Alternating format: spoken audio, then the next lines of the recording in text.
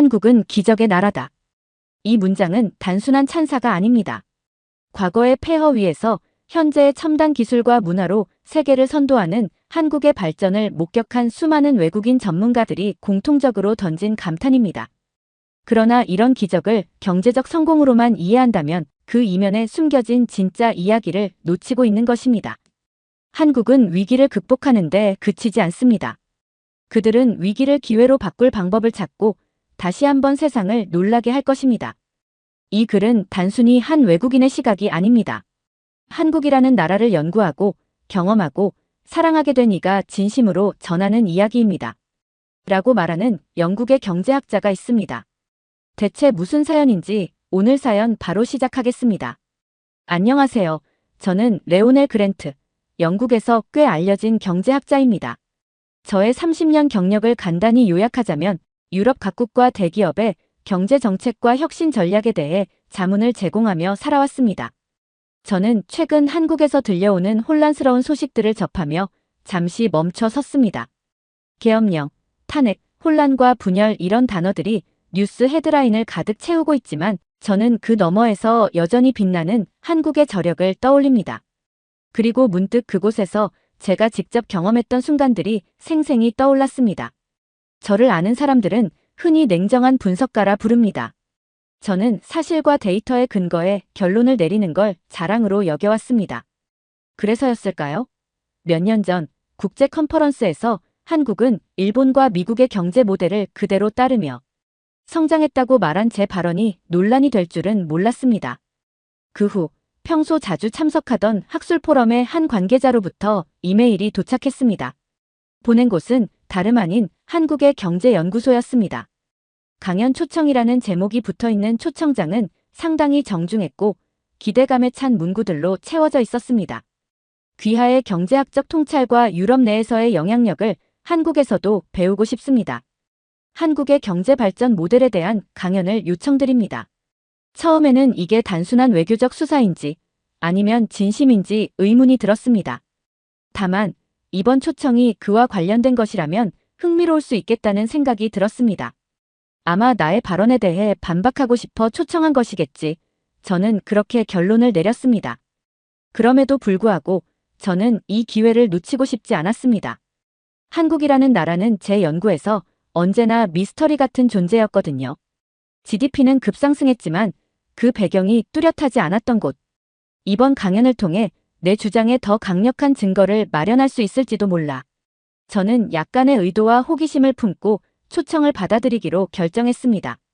하지만 이메일을 읽고 며칠 동안 계속 마음 한구석이 찜찜했어요. 마치 그들이 제 발언을 바로잡기 위한 복수를 준비한 것 같은 기분이 들었지만 설마 그 정도는 아닐 거라며 스스로를 설득했습니다. 초청장을 수락한 이후 연구소 측에서 바로 일정을 보내왔습니다. 비즈니스 클래스 항공권, 서울 시내 최고급 호텔, 그리고 삼성전자 본사 투어까지 포함된 일정이 꽤 호화로웠습니다. 한국은 이렇게 초청객에게 과하게 대접을 하나? 다소 의아했지만 이 또한 흥미로웠습니다. 그날 저녁 서재에 앉아 조용히 한국에 대한 기존 연구 자료를 펼쳤습니다.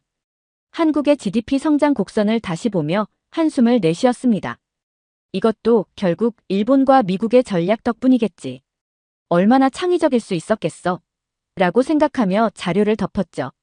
사실 저는 이 강연을 통해 저의 기존 입장을 강화하고 돌아올 생각이었습니다. 긴 비행 끝에 서울 인천공항에 도착했어요. 입국 수속을 밟으며 주변을 둘러보니 공항이 꽤 현대적이고 효율적이라는 첫 인상을 받았습니다. 국제선 탑승객들이 밀려드는 와중에도 공항의 운영은 놀랄 정도로 매끄러웠습니다. 저는 유럽 여러 나라의 공항들을 다녀봤지만 이곳은 뭔가 달랐어요. 기술적으로 완벽해 보이는 시스템과 직원들의 빠른 대응이 인상적이었죠. 어차피 겉모습일 뿐이겠지. 속으로 이렇게 생각하며 초연한 표정을 지으려 했지만 솔직히 조금 당황했습니다. 제가 떠올렸던 한국의 이미지는 이 정도로 첨단화된 나라가 아니었거든요. 공항 내부에 설치된 디지털 키오스크와 스마트 안내 시스템은 유럽의 허브 공항조차 따라오기 힘들 정도로 발전된 모습이었어요. 공항에서 준비된 차량을 타고 서울 도심으로 이동하던 중 또 한 번 놀랄 일이 생겼습니다. 도시로 들어가는 고속도로는 깨끗하고 체계적이었으며 도심에 가까워질수록 눈에 띄는 현대적인 건물들이 시야를 가득 채웠어요. 수십 층 높이의 빌딩 사이로 초록빛 공원과 넓은 도로가 정돈된 모습으로 펼쳐져 있었습니다. 조금씩 미묘한 의문이 들기 시작했습니다. 자동차가 질서정연하게 달리는 모습과 거리 곳곳에서 볼 수 있는 전기차 충전소, 그리고 전광판에서 흘러나오는 혁신적인 광고들은 단순한 돈의 힘만으로는 설명되지 않았거든요. 저는 한국의 도로가 혼잡하고 비효율적일 거라 생각했는데 이 정도로 체계적일 줄은 예상하지 못했어요. 그날 묵게 된 호텔에 도착했을 때 또 한 번의 충격이 기다리고 있었습니다. 체크인 절차가 무척 간단했는데 프런트 데스크에서 받은 태블릿 하나로 방의 모든 것을 제어할 수 있었기 때문입니다. 에어컨, 조명, 심지어 창문의 커튼까지 버튼 하나로 조작할 수 있었어요. 저는 처음엔 장난처럼 다뤄봤지만 조금씩 흥미가 생기기 시작했죠. 이 정도 기술은 선진국이라면 당연한 거 아냐? 하고 저 자신에게 말해봤지만 이 호텔의 수준은 단순한 기술적 편리함을 넘어서 있었습니다. 저녁에는 서울의 번화가를 산책했습니다. 빛나는 네온사인 아래 다양한 사람들로 북적이는 거리의 에너지는 제가 이전에 경험해본 어떤 도시와도 달랐습니다. 특히 골목마다 자리 잡은 카페와 가게들에서는 사람들의 열정과 개성이 묻어나오는 듯 했어요. 저는 이런 거리 풍경이 단순히 상업적 발전만을 의미하는 건 아니라고 느꼈습니다. 사람들의 표정에는 자신감과 활기가 가득했고 그것이 이 도시를 더욱 특별하게 만들고 있었습니다. 하지만 여전히 한 가지는 믿을 수 없었어요. 이 모든 발전이 과연 50년도 채 안 되는 시간 안에 가능했을까? 서울의 밤거리를 바라보며 이 의문을 떨칠 수 없었습니다. 제 전문 분야인 경제학으로도 설명이 어려운 성장 속도였으니까요. 다음 날 일정에 앞서 호텔 조식을 먹으며 한국의 뉴스를 간단히 보게 되었어요. 아침 뉴스에서는 최근 한국의 기술 기업들이 세계 시장에서 이뤄낸 성과를 다루고 있었습니다. 특히 전기차 배터리, 반도체 분야에서의 성공 사례들이 이어졌습니다. 이건 단순한 운이 아니야. 뭔가 특별한 게 있어. 저도 모르게 이렇게 중얼거렸습니다. 저는 한국을 단순히 운이 좋은 나라로 생각했던 스스로를 돌아보게 되었어요. 공항, 도시 인프라, 그리고 사람들까지. 처음부터 마지막까지 제가 예상했던 모든 것이 틀리기 시작했죠. 하지만 여전히 저의 고집스러운 관점은 완전히 변하지 않았습니다. 다음 날 아침, 강연 준비를 위해 연구소로 향했어요. 초청을 주최한 경제연구소는 서울 중심가에 위치한 현대적인 건물에 자리 잡고 있었습니다. 엘리베이터를 타고 올라가자 연구소의 책임자인 박 교수가 직접 저를 맞아주었죠. 그는 따뜻한 미소와 함께 회의실로 안내했습니다. 회의실의 벽면에는 한국 경제의 발전 과정을 나타내는 대형 디스플레이가 있었습니다. 박 교수는 친절하면서도 날카로운 질문을 던졌어요. 패터슨 박사님, 한국 경제를 분석하실 때 가장 놀라운 점은 무엇인가요?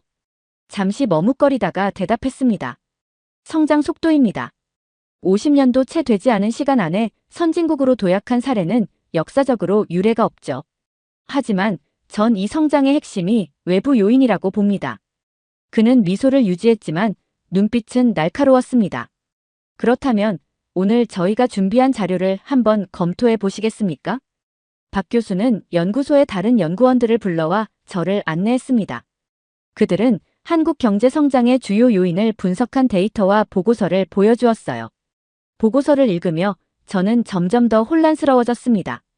보고서에는 한국의 독특한 교육 시스템, 산업화 과정에서의 국민적 희생, 그리고 정부 주도의 전략적 계획이 상세히 기록되어 있었어요.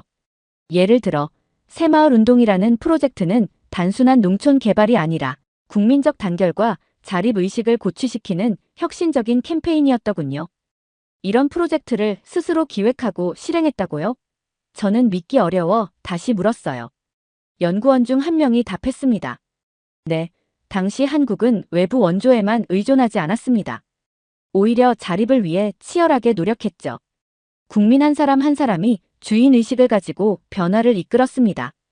데이터를 읽으면서 점점 더 당혹스러워졌습니다. 국민적 단결이라니 말은 좋지만 실제로는 불가능하지 않나요? 제가 반문하자 박 교수는 진지하게 답했습니다. 그렇지 않습니다. 당시 한국 사람들은 배고픔과 가난에서 벗어나기 위해 무엇이든 할 각오가 되어 있었습니다. 단순한 경제적 이익 이상의 것이 있었죠. 그날 밤 호텔로 돌아와 강연 자료를 다시 검토하며 깊은 고민에 빠졌습니다. 제가 준비한 자료는 한국의 성장을 외부 요인에 국한시키는 내용이었어요. 하지만 오늘 본 자료들은 제 기존의 견해를 뒤집는데 충분한 설득력을 가지고 있었죠. 연구소에서는 저를 위해 몇 가지 현장 방문 일정을 마련해 주었고 내심 호기심과 경계심을 동시에 품은 채 일정에 따라 움직이기로 했습니다. 첫 번째 방문지는 바로 세계적인 전자기업 삼성전자의 본사였습니다. 평범한 건물로 보였던 입구를 지나치자 내부의 모습은 전혀 다른 세계로 저를 초대했어요. 로비에 들어선 순간부터 벽면을 가득 메운 대형 디스플레이와 최첨단 기술을 접목한 안내 시스템이 저를 압도했습니다. 한 직원이 다가와 안내하기 시작했는데 그는 유창한 영어로 회사의 주요 연구개발 분야에 대해 설명했어요. 이곳이 우리가 자랑하는 반도체 연구소입니다. 그는 말하며 저를 유리창 너머로 이끌었어요. 그곳에서는 수많은 엔지니어들이 방진복을 입고 깨끗한 환경 속에서 정밀한 작업을 하고 있었습니다. 반도체 웨이퍼가 완성되는 과정을 보면서 경이로움과 동시에 묘한 패배감을 느꼈어요. 이 기술은 분명히 일본이나 미국에서만 볼 수 있을 줄 알았는데 제 머릿속에서는 끊임없이 예상 밖이라는 단어가 맴돌았습니다. 가이드는 이어서 삼성의 AI 연구실로 저를 안내했습니다. 그곳에서는 자율주행 기술과 차세대 로봇이 개발되고 있었어요. 제가 평소에 자부심을 가지고 있던 유럽의 기술력과 비교해도 결코 뒤처지지 않는 모습이었죠. 아니, 어떤 면에서는 더 앞서 있는 것 같았습니다. 놀라움을 감추지 못하고 물었습니다. 이 모든 기술들이 한국에서 자체적으로 개발된 것입니까? 가이드는 미소를 지으며 대답했어요. 물론입니다. 초기에는 외국에서 기술을 배워야 했지만 지금은 우리가 그들을 앞지르고 있습니다. 이곳에서 만들어진 기술은 전 세계로 수출되고 있죠. 다음 방문지는 현대자동차의 본사였습니다. 저는 자동차 산업이 한국 경제의 상징적인 부분이라는 것을 알고 있었지만 그 규모와 깊이를 예상하지 못했어요. 현대의 글로벌 디자인 센터를 방문했을 때 또 한 번 놀라움을 느꼈습니다. 직원들이 가상현실 기술을 활용해 새로운 자동차 모델을 설계하고 있었거든요. 우리는 단순히 자동차를 생산하는 것이 아니라 미래의 이동수단을 설계합니다. 한 엔지니어가 말하며 가상현실 속 자동차의 엔진을 확대해 보여줬습니다. 그의 목소리에는 자부심이 담겨 있었고 저는 그가 단순히 일을 하는 사람이 아니라 자신의 일에 대한 신념과 열정을 가진 전문가라는 것을 느낄 수 있었습니다. 자동차 공장 투어에서 저는 대규모 생산 라인을 보게 되었어요. 자동화된 로봇들이 정확하게 조립 과정을 진행하는 모습은 말 그대로 경이로웠습니다. 그런데 그곳에서 제가 가장 놀란 것은 기술이 아니라 사람들의 태도였습니다. 한 직원이 제게 말을 걸었어요. 이곳에서 우리는 모두가 한 팀이라고 생각합니다. 서로의 의견을 존중하며 더 나은 결과를 만들어내려고 노력하죠. 이 말은 저에게 강한 인상을 남겼습니다. 유럽에서는 종종 개별 성과와 경쟁에 초점이 맞춰져 있었지만 이곳에서는 팀워크와 협력 그리고 창의성이 어우러져 있었습니다. 삼성과 현대에서 경험한 현장의 충격이 아직 가시지 않았지만 일정을 소화하며 강연 준비에 몰두하고 있었습니다. 그러던 중 주최 측으로부터 자유시간이 주어졌어요. 서울에는 꼭 가보셔야 할 장소가 많습니다.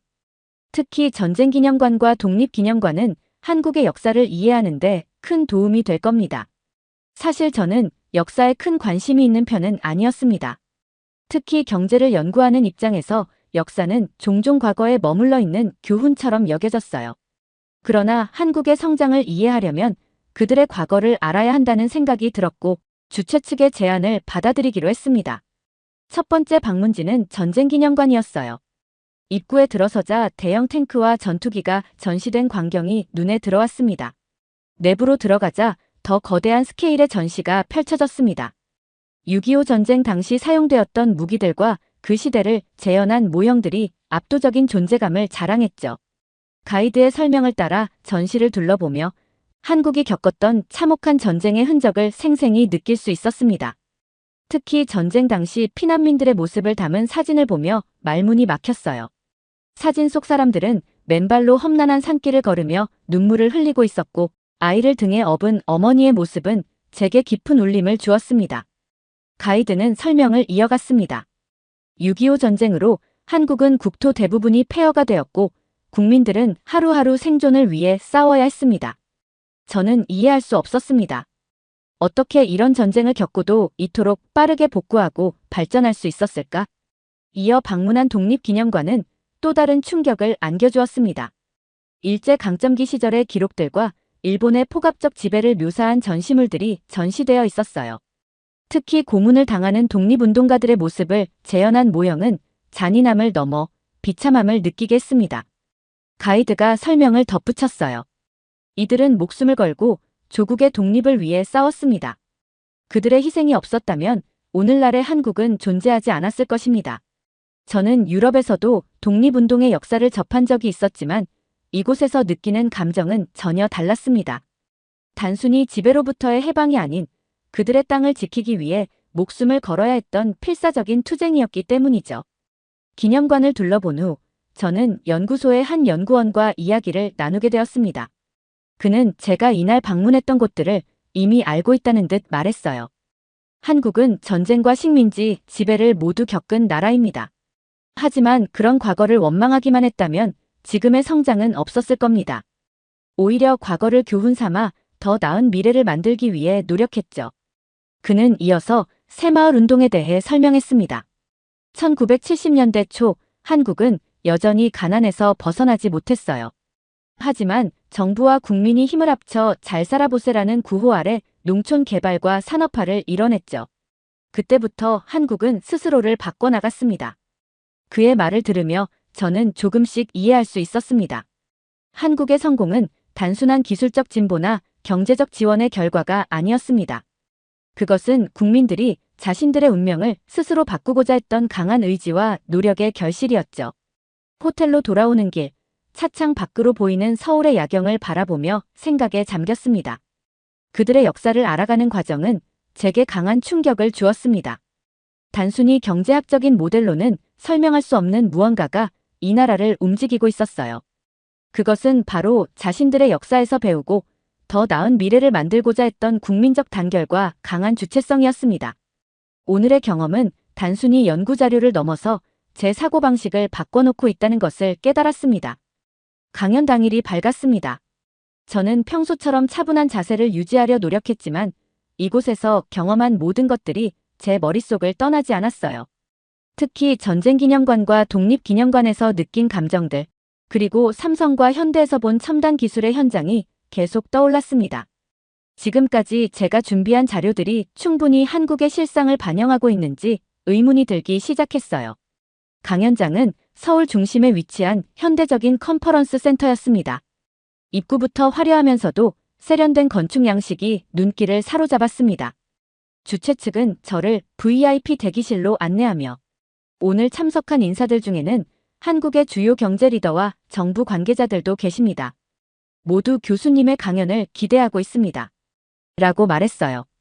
저는 고개를 끄덕였지만 속으로는 알 수 없는 부담감이 밀려왔습니다. 프레젠테이션 파일을 점검하며 기존에 준비했던 내용들을 다시 검토했습니다.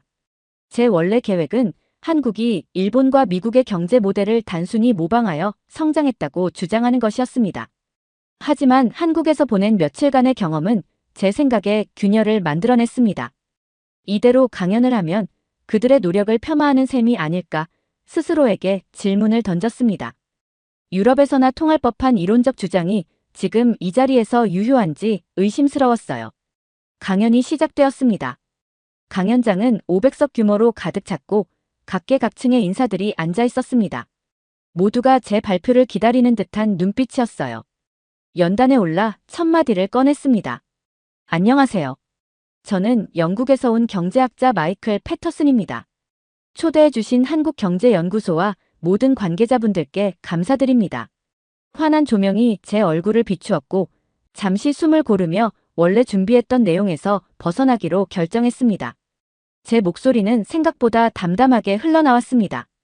저는 처음 한국을 연구하기 시작했을 때 이 나라의 성공을 단순히 외부 요인에 의한 것이라 생각했습니다. 일본, 미국, 그리고 국제 금융 시스템의 도움으로 성장한 나라라고 여겼습니다.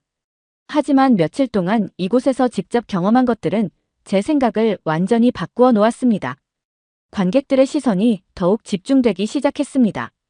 저는 차트를 띄워 1960년대 한국의 경제 상황을 보여주며 이야기를 이어갔습니다. 한국은 당시 세계에서 가장 가난한 나라 중 하나였습니다.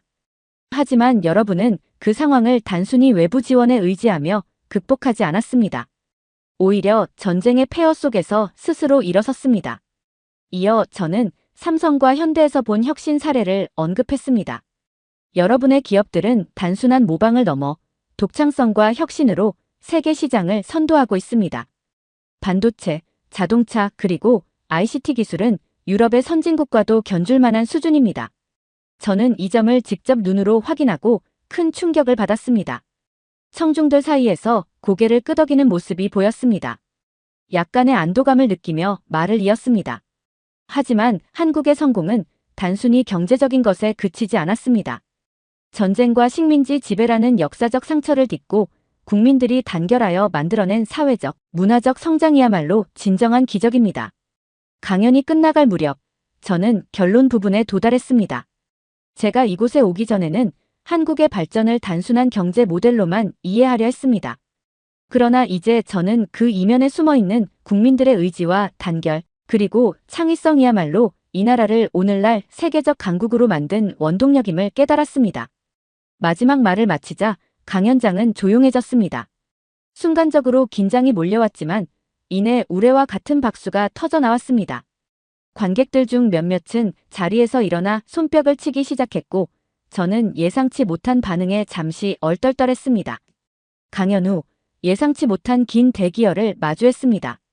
청중들 중 다수는 저와 대화를 나누기 위해 기다리고 있었어요. 학자들, 기업가들, 심지어 몇몇 정부 관계자들까지 다양한 배경을 가진 이들이었습니다. 저는 다소 피곤했지만 그들의 열정적인 태도에 감명받아 질문을 받기 시작했습니다. 교수님, 한국의 경제 발전 모델이 다른 나라에서도 실현 가능하다고 보십니까? 라는 첫 번째 질문이 던져졌습니다. 저는 잠시 생각에 잠겼습니다. 그것은 쉬운 일이 아닙니다. 한국의 발전은 단순한 경제적 정책의 성공이 아니라 국민적 의지와 문화적 독특성에 기반을 둔 것이니까요. 한국은 전쟁의 상처를 딛고 스스로 새로운 길을 만들어냈습니다.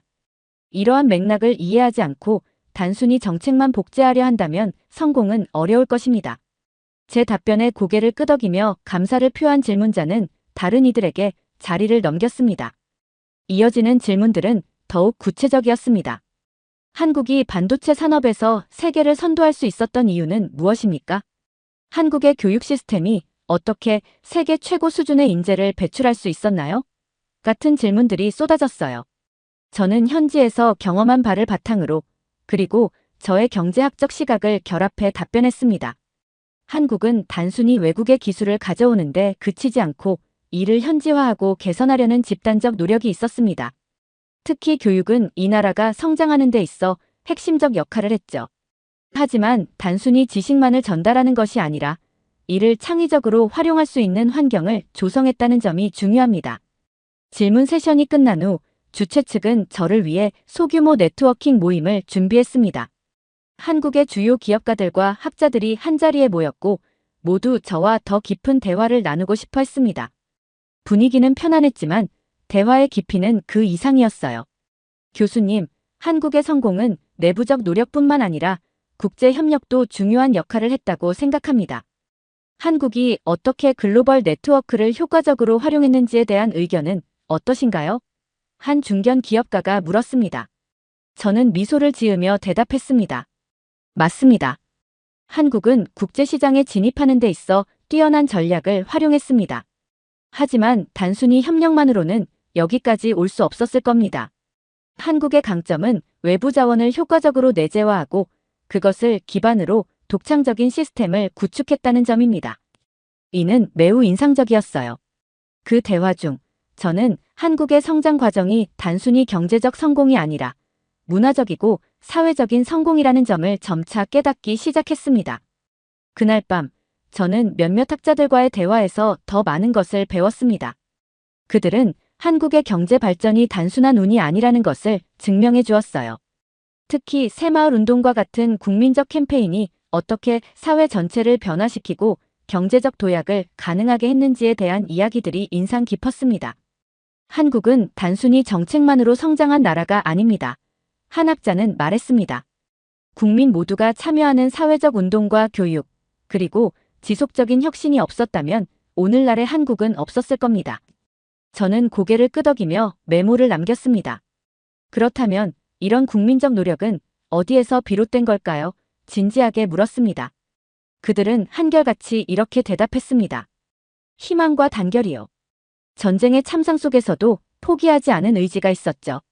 그것이 우리가 가진 가장 큰 자산이었습니다.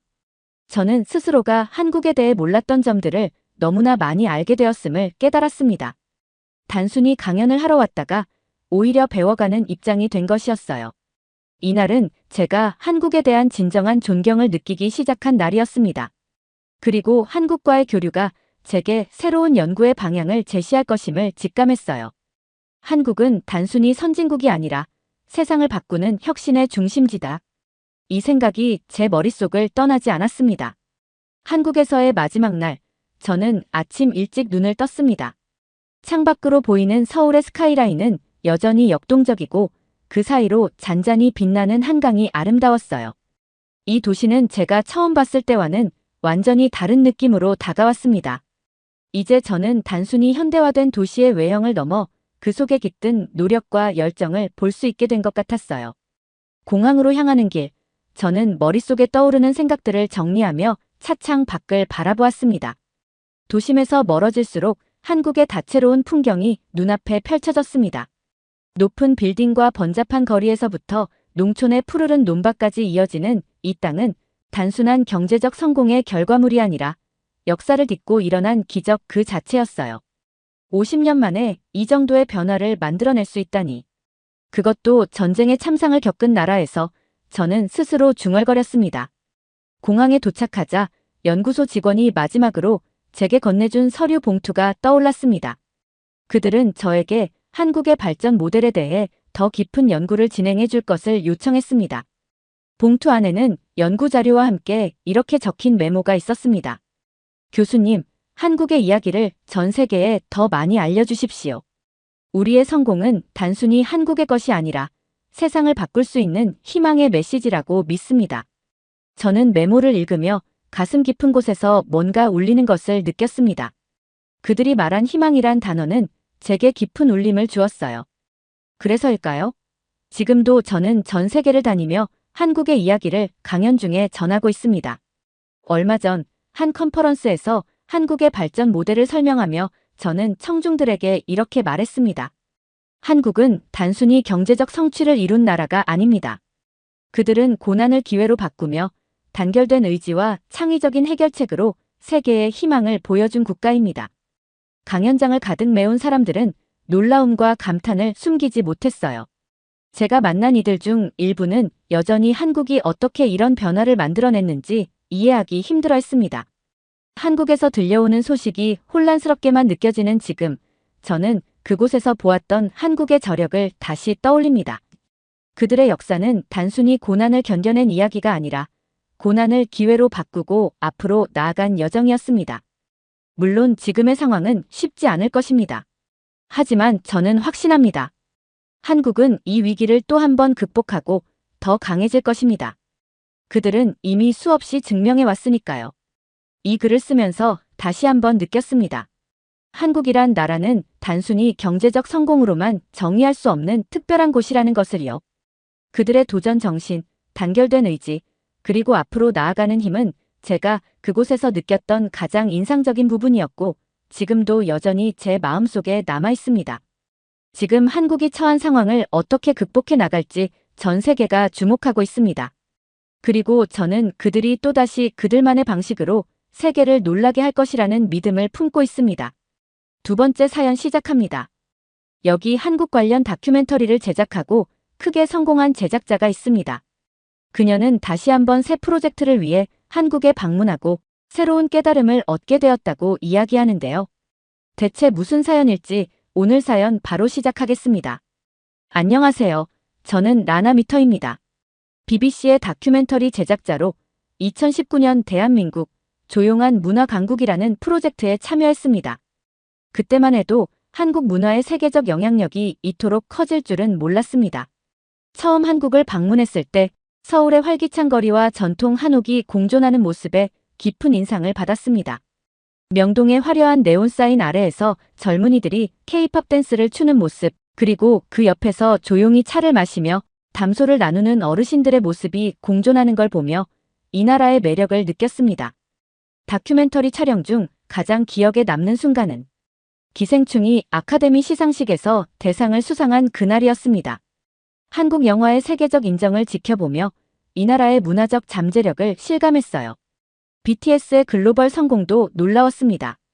그들의 음악이 언어와 문화의 장벽을 넘어 전 세계 팬들의 마음을 사로잡는 모습을 보며 한국 문화의 보편성과 독특함을 동시에 느꼈죠. 다큐멘터리 제작 과정에서 한국의 전통과 현대가 조화롭게 어우러진 모습에 깊이 감명받았어요.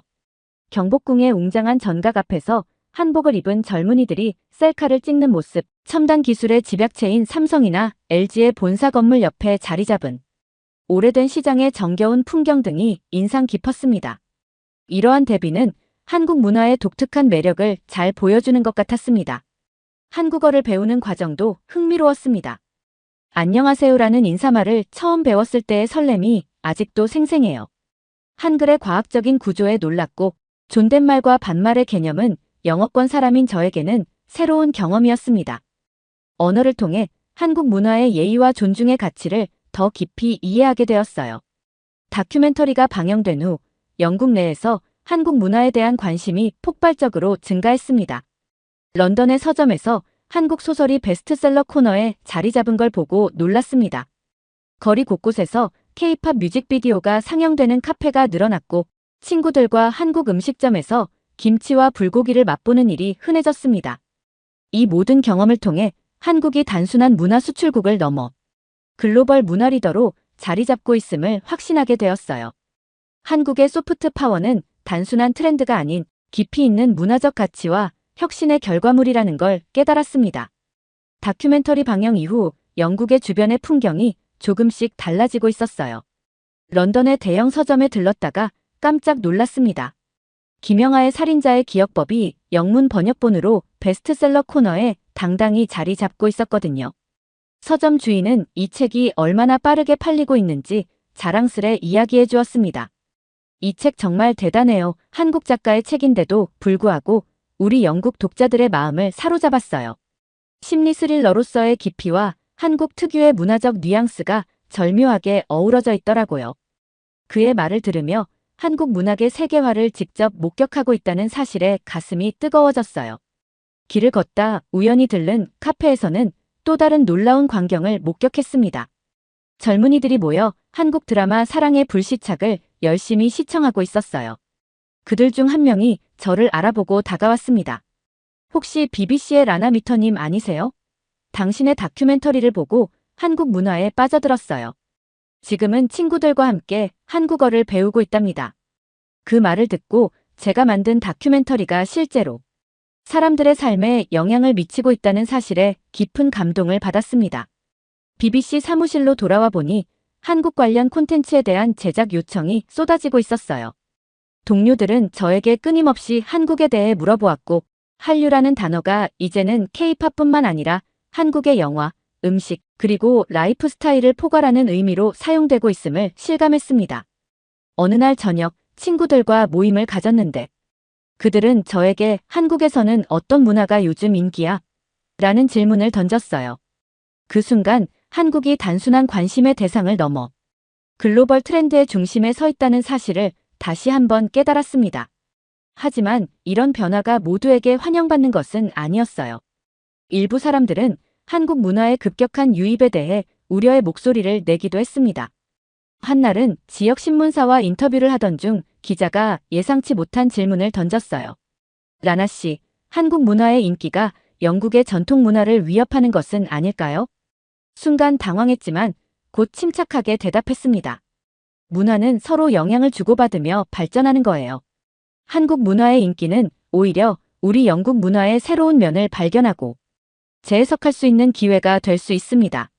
예를 들어 한국의 참문화를 통해 우리의 전통티 문화를 새롭게 바라볼 수 있죠. 이 대답을 통해 문화 간의 교류가 가져올 수 있는 긍정적인 영향에 대해 생각해보는 계기가 되었어요. 한국 문화의 인기가 단순한 유행이 아니라 세계화 시대의 자연스러운 문화 교류의 일환임을 설명하려 노력했습니다. 얼마 전 BBC에서 새 프로젝트를 제안받았습니다. 처음엔 망설였습니다. 한국의 AI와 기술 혁신이라니 예전에 참여했던 문화와는 너무 다른 주제 아닌가 싶었기 때문입니다. 하지만 곧 이것이 한국을 더 깊이 이해할 수 있는 기회라는 걸 깨달았습니다. 당신이 적임자예요. 한국 문화에 대한 이해를 바탕으로 그들의 기술 혁신을 들여다볼 수 있을 거예요. PD의 말에 용기를 얻어 이 도전을 받아들였습니다.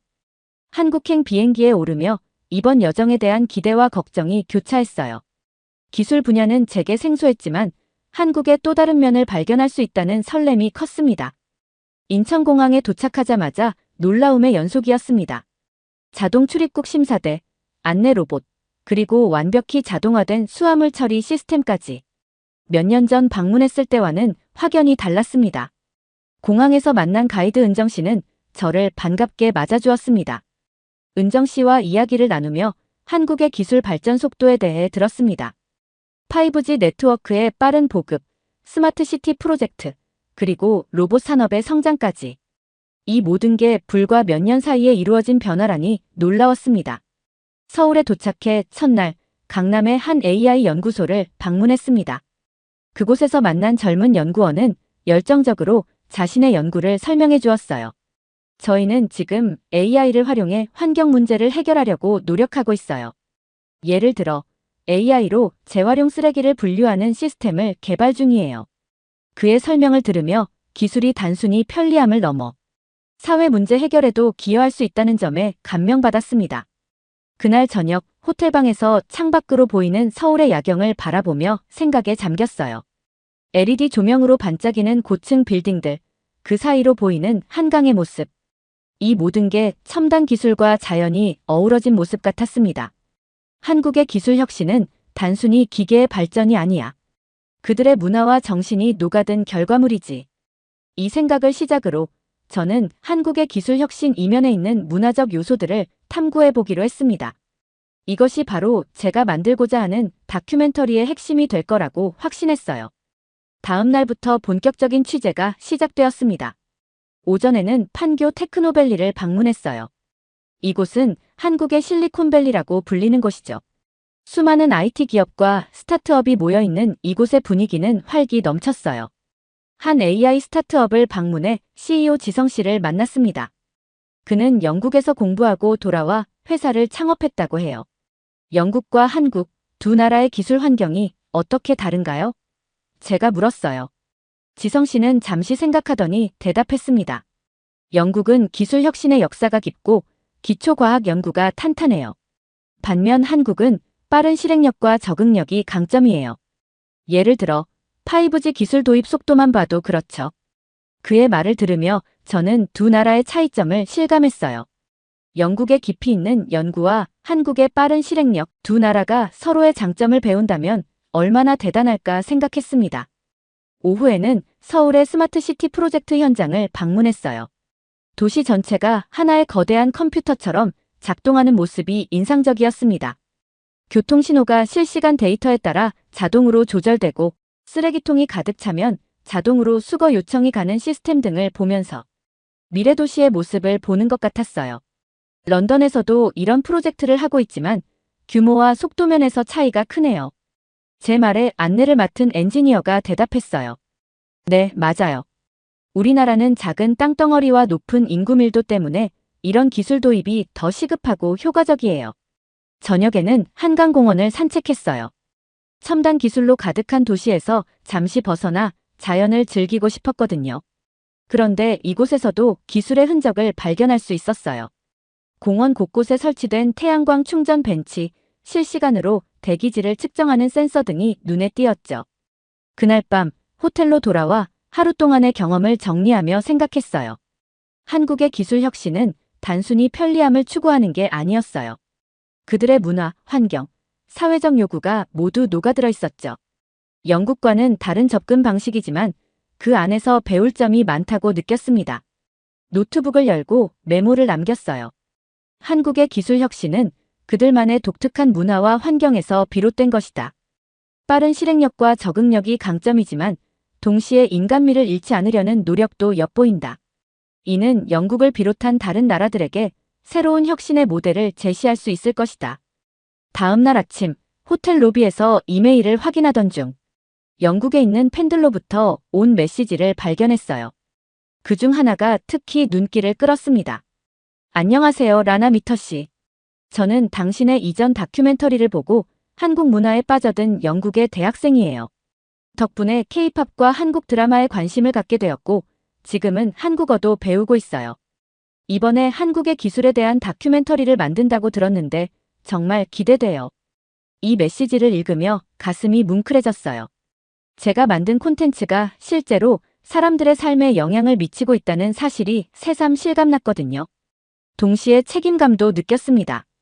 이번 다큐멘터리도 많은 이들에게 영감을 줄 수 있어야 한다는 생각이 들었어요. 오늘의 일정은 한국의 로봇 기술을 취재하는 것이었습니다. 서울 근교의 한 로봇 연구소를 방문했습니다. 그곳에서 만난 연구원은 열정적으로 자신의 연구를 설명해 주었습니다. 그들은 단순히 효율적인 로봇을 만드는 것이 아니라 인간과 공존할 수 있는 로봇을 만들고 있었습니다. 예를 들어 노인들의 감정을 인식하고 적절히 반응할 수 있는 돌봄 로봇을 개발 중이라고 했습니다. 그녀의 설명을 들으며 한국의 기술 발전이 단순한 기계적 진보가 아니라는 점을 다시 한번 깨달았습니다. 그들은 기술과 인간성의 조화를 추구하고 있었던 것입니다. 점심시간 연구소 근처의 한 식당에서 비빔밥을 먹으며 생각에 잠겼습니다. 문득 영국의 한 팬이 보낸 또 다른 메시지가 떠올랐습니다. 한국의 전통 음식을 직접 맛보고 싶다며 다음 다큐멘터리에서 한국의 음식 문화도 다뤄달라는 요청이었습니다. 그 순간 아이디어가 떠올랐어요. 한국의 기술과 전통 문화를 어떻게 연결할 수 있을까? 식당 주인에게 물어봤죠. 주인은 웃으며 대답했습니다. 최근에 AI 기반의 재고 관리 시스템을 도입했다고 합니다. 덕분에 음식 낭비도 줄이고 신선한 재료로 요리할 수 있게 되었다고 했습니다. 이 대화를 통해 한국의 전통과 혁신이 일상 속에서 어떻게 조화를 이루고 있는지 알 수 있었어요. 이런 모습을 다큐멘터리에 담아내면 좋겠다고 생각했습니다. 저녁에는 한국의 젊은 스타트업 창업자들과의 만남이 있었어요. 그들의 열정과 아이디어가 굉장했습니다. 한 창업자의 말이 특히 인상 깊었어요. 우리는 단순히 돈을 벌기 위해 기술을 개발하는 게 아니에요. 사회 문제를 해결하고 더 나은 세상을 만들기 위해 노력하고 있죠. 호텔로 돌아와 하루를 정리하며 영국의 팬들에게 어떤 이야기를 들려줄 수 있을지 고민했어요. 한국의 기술 혁신은 단순한 경제적 성장 이상의 의미가 있었습니다. 그것은 문화와 전통, 그리고 사회적 가치가 융합된 결과물이었죠. 노트북을 열고 메모를 남겼습니다. 한국의 기술 혁신은 그들의 문화적 DNA와 밀접하게 연관되어 있다. 빠른 변화 속에서도 인간성을 잃지 않으려는 노력, 전통과 현대의 조화, 그리고 사회 문제 해결을 위한 진취적인 태도가 그 핵심이다. 이는 단순한 기술 발전 이상의 의미를 지니며 전 세계가 주목해야 할 새로운 혁신 모델이다. 다음 날 아침 저는 이른 새벽부터 일어나서 오늘의 취재 준비를 했습니다. 오늘은 취재 일정 중 가장 기대했던 날이에요. 한국의 대표적인 IT 기업을 방문하기로 한 날이거든요. 아침 일찍 일어나 준비를 마치고 로비에서 가이드를 만났습니다. 라나 미터 씨, 오늘은 정말 특별한 날이 될 거예요. 우리나라의 자랑인 기업을 직접 보게 되실 테니까요. 가이드의 말에 저도 모르게 설렘이 커졌어요. 회사에 도착하자 놀라움의 연속이었습니다. 건물 외관부터 미래지향적이었고 내부는 마치 우주선 안에 들어온 것 같았어요. 직원들은 모두 밝은 표정으로 일하고 있었고 곳곳에 휴식 공간과 창의적인 아이디어를 위한 공간들이 마련되어 있었습니다. 안내를 맡은 직원은 이곳이 꿈의 직장 같지만 동시에 매우 치열한 곳이기도 하다고 설명했습니다. 그들은 항상 세계 최고를 목표로 하고 있다고 했습니다.